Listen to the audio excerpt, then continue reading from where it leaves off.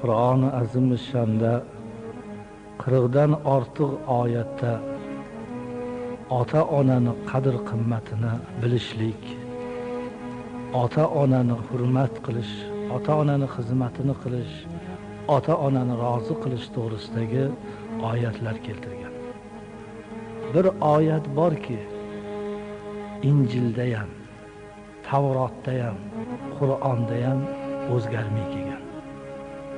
Bu oyatning ma'nosi ota-ona rozi, Alloh rozi.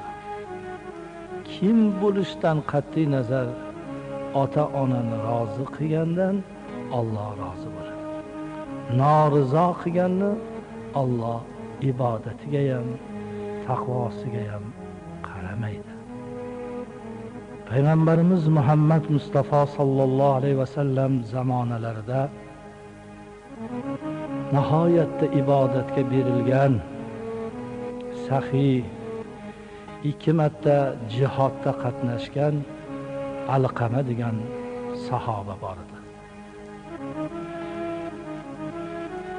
Bir kuni Payg'ambarimiz Muhammad Mustafa sallallohu alayhi vasallam Hazrati Ali karramallohu vajhu, Hazrati Bilal, Hazrati Umar sahobai ikromlar bilan suhbatlashib o'tirganlarida bir ayol izin so'rab yig'lab kirib keldi. Nima voqea bo'ldi deb so'radilar sarvari olam. Sahoba Alqama do'stingiz og'irlashib qoldilar. Nihoyatda qattiq sakratda yotibdilar. Shuni xabarini bergani keldim dedi ayol. Payg'ambarimiz Muhammad sallallohu alayhi vasallam Sufi Bilalga, Hazrati Aliga borib Alqamani holidan xabar olinglar dedilar. Sahobalar kelishida haqiqatda Alqama og'ir yotardi.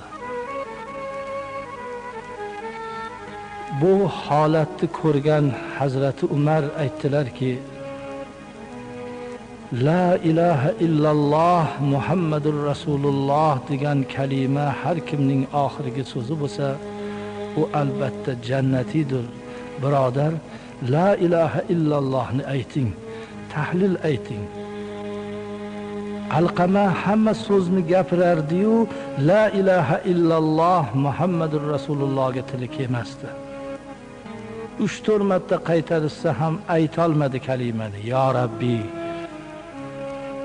islomga, diniga yoshligidan kirgan, iymon e'tiqodi mustahkam bo'lgan, namozxon, ro'zador, saxiy, jihodda qatnashgan insonni tili la ilaha illallohga kelmayapti-ya. Sufi Bilalga aytishdi bu voqeani Muhammad sallallohu alayhi vasallamga yetkazing. Sufi Bilal kelib, ya Rasululloh, Alqama og'ir ahvolda, boshqa so'zlarni gapiryapti-yu, la ilaha illallohga tili kelmayapti. Alqamaniya, Alqamani tili kalima shahodatga kelmayapti ya Rasululloh. Payg'ambarimizni eslariga bir narsa tushgandek, Alqamani ota-onasi bormi dedilar. Otasi yoshligida o'tib ketgan, u onasi hayot. Onasi qaytdi, onasi boshqa joyda turadi. Boring Bilal, onaxon kelolsa kesillar, agar kelolmasalar men o'zim borib ko'rishaman dedilar. Sufi Bilal Alqamani onasining uyiga kelib aytdilarki, sizga Muhammad Rasulullohdan salom. Agar borolsangiz chaqiryaptilar, borolmasangiz o'zlari keladilar. Onaxon aytdilar, jonim fido bo'lsin Muhammad Rasulullohga, payg'ambarimizga. Men hali u darajada emasman. Men o'zim boraman u zotning dargohlariga.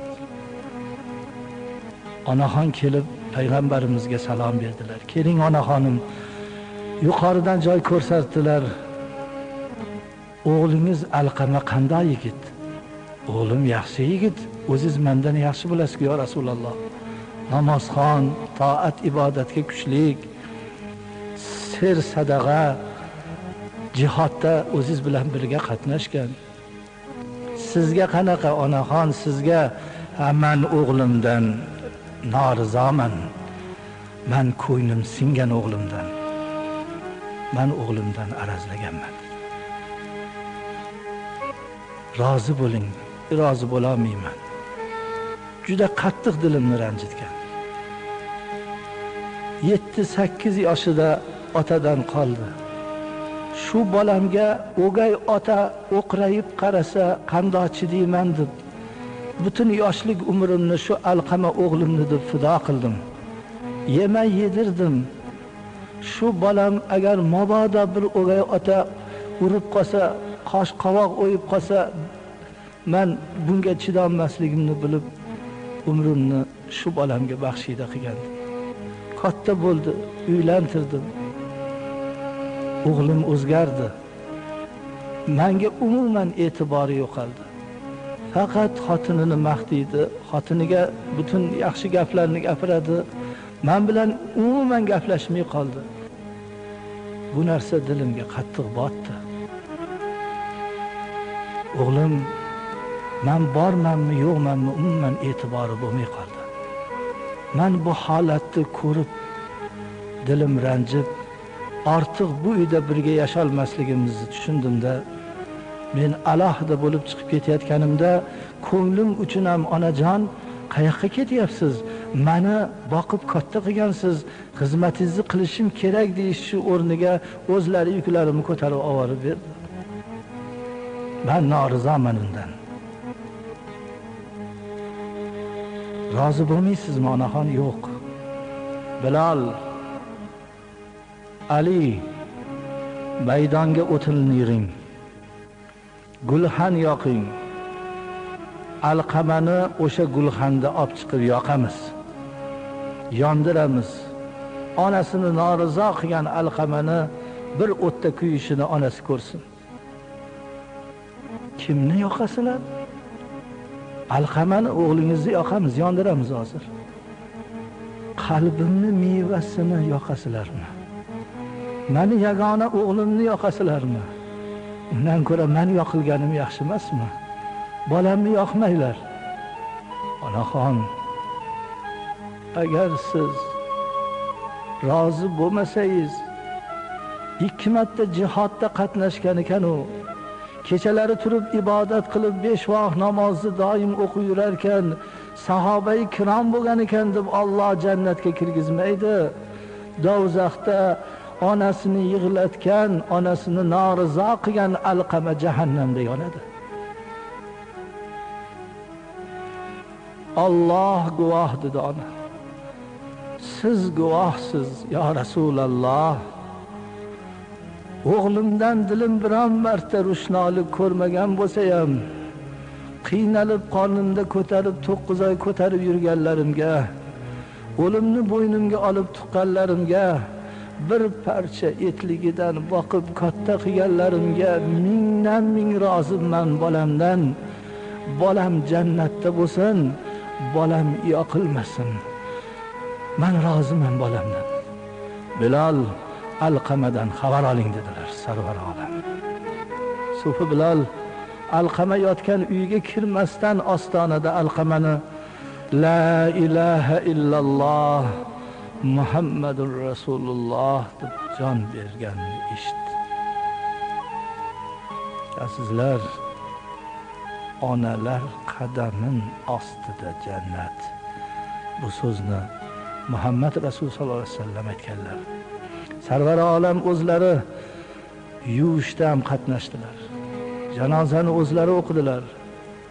Qabrda ko'milgandan keyin aytdilar: Ya ma'sharal ansor va ya ma'sharal muhajirin. Ey meni deb vatanini tark etib, men bilan birga din uchun Madinaga hijrat qilganlar.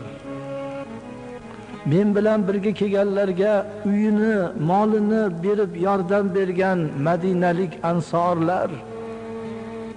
Biz shunday katta savob ish qilyapmiz deb ota-onangiz esingizdan chiqib qolmasin. Payg'ambarning orqasida iqtido qilib namoz o'qib, jihodlarda qatnashganlarni oldin qarashadi. Onani, otani rozi qilganmi? Ota-onani norizo qilgan bo'lsa, ularni u ibodatiga Alloh nazarini tashlamaydi. Ya Rabbi, dunyodan o'tgan onalarimizni, otalarimizni rahmat qilgin. Hayotlarini, umrlarini uzoq qilgin. Xizmatlarini qilib, qo'limizdan kelgancha duolarini olib, bu dunyo azizligida va oxirat azizligida bo'lishligimizni barchamizga nasib ro'za aylang. Bismillahirrohmanirrohim. Ota bilan bir o'g'il bir ayb ish qilishdi. Otani va o'g'ilni qozilik mahkamasiga olib kelishdi. Qilgan jinoyatlarini ko'rgandan keyin 10 darra otaga uring, 10 darra o'g'liga uring. Oldin otadan boshlang dedi. Otaga 10 darra urildi. Tishiga qo'yib miqitmay kaltak yedi. Birozdan so'ng o'g'liga navbat kelib, o'g'ilni kaltaklashganda, har bir qamchi urganda ota dod deb baqirdi. Hey, boya o'zingga bundan qattiq uruvdik, dod demading. Endi bolangga urganda dod deysan. Qozi janoblari, boya teri go'shimga urdinglar. Hozir jigarimga uryapsiz, og'rig'iga chidolmayapman. Ota hamma narsaga chidaydi. Bolasini kasal bo'lib voh deb yotganiga chidolmaydi. Bolasini qiyinchilik tortayotganiga chidolmaydi. Janglarda, urushlarda hech narsani o'ziga olmagan otalar ozgina bolasini boshiga musibat kelib qolganda dod deydi. Biling, o'g'illar, qizlar